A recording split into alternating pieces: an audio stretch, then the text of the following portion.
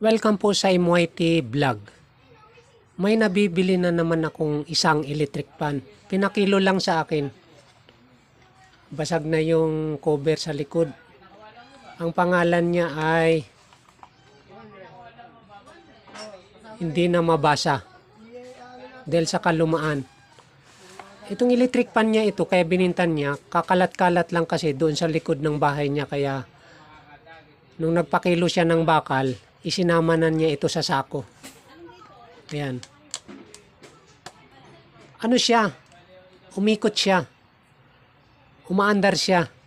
Hindi ko lang alam kung bakit niya bininta. Alam mo naman dito sa Talim Island, walang gaanong nagre-repair ng electric fan. Nakapunta ako doon sa bahay niya. Namimili ako ng bakal bote. Ay binintan niya sa akin to. Kasama doon sa mga kalakal niya.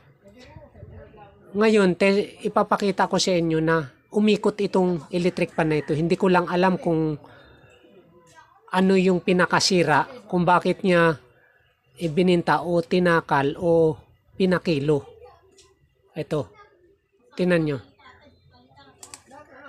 Yan o. Nakita nyo ba umaandar?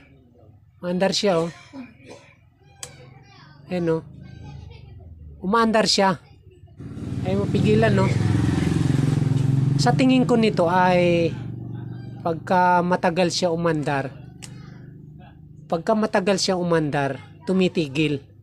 Pagka ganun yung electric fan mo, pag umiinit yung pinakamakina, pag tumagal na, halimbawa, magdamag na umandar tapos tumigil, palitan mo na ng bushing.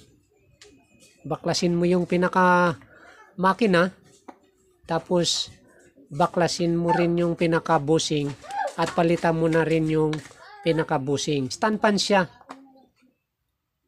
Stand fan. Ito yung saksakan nung pinaka-stand niya. Nakagano nakatayo. Yung latest kong namili ako kahapon, ito yung nabili ko.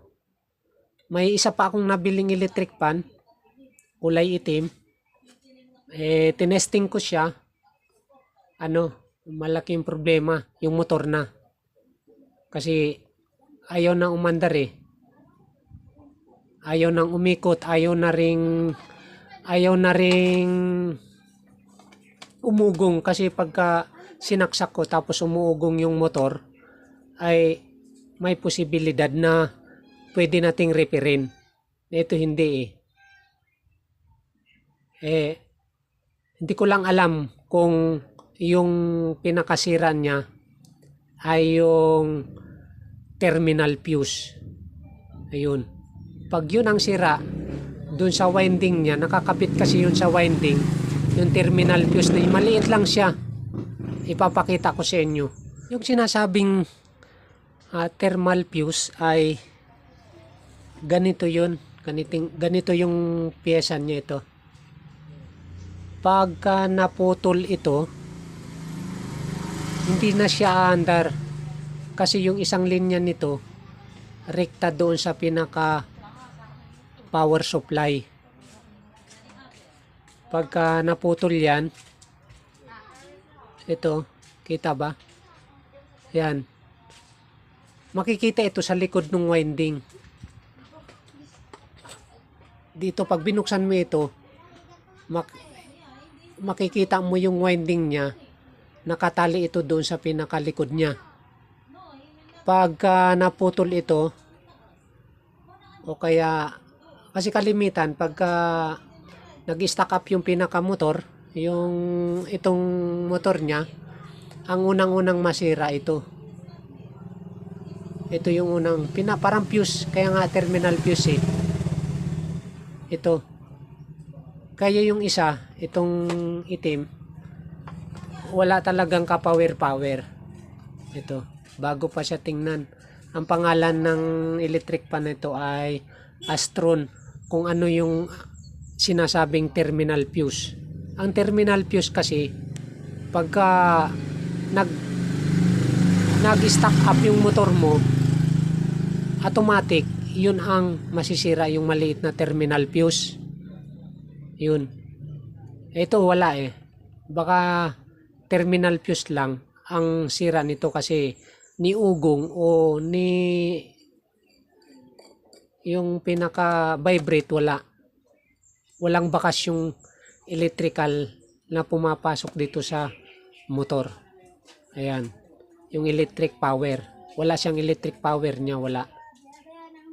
Kaya dito muna tayo sa isa. Itong isa naman, nung sinaksak ko, ito umaandar nga, ayan, oh. Hindi ko lang alam kung magdamag nila sisindihan, bininta nila baka tumitigil, hindi na pinagawa sa technician.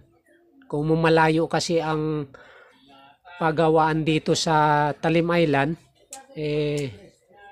siyempre nawawalan na sila ng pag-asa na ipapagawa pa sa mga manggagawa ng electric pan.